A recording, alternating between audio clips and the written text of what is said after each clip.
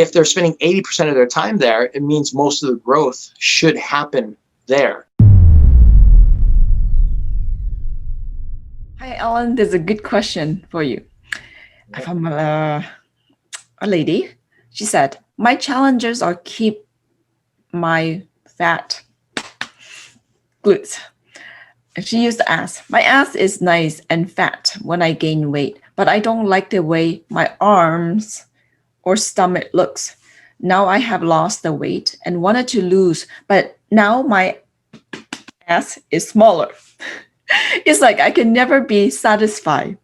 Now I'm trying to bow up again, but don't want to gain weight in the wrong places, like my arms and stomach.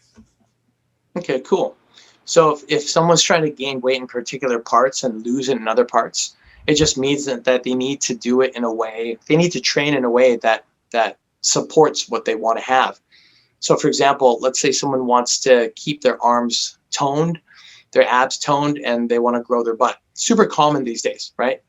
Mm-hmm. That means that when they're working out, 80% of their time, at least at a starting point, has to be focused on doing glute exercises, like working the actual 3 different large body muscle groups in the butt area. And that's super important. When you hit all 3, then you start to see some really nice changes in the glute, in the butt region, right? Mm-hmm.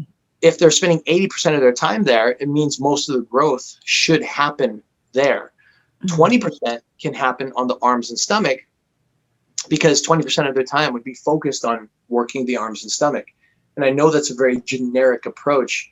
The good thing about the generic approach is, like, if they were here, I would say to them, look, you only need 3 different exercises for your arms, like to keep them generally toned. This is a generality.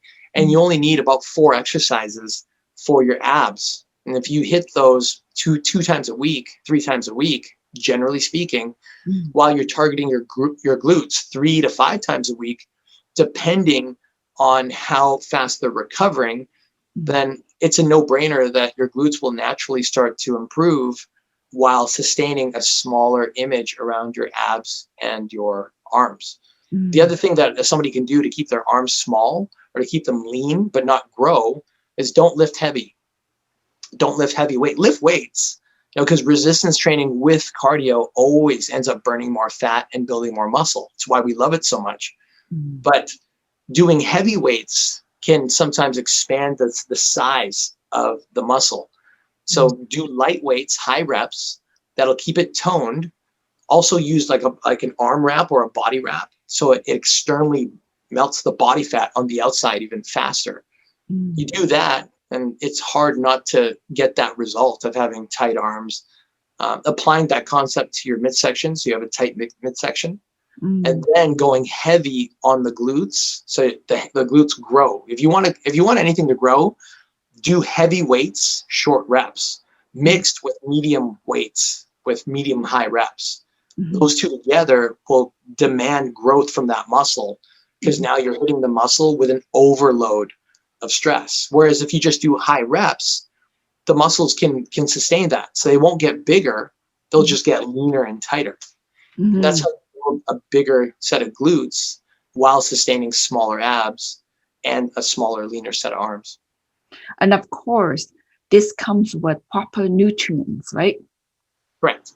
This was under the assumption that they're eating based on what they're trying to create in their body. Okay. Thank you so much, Allan.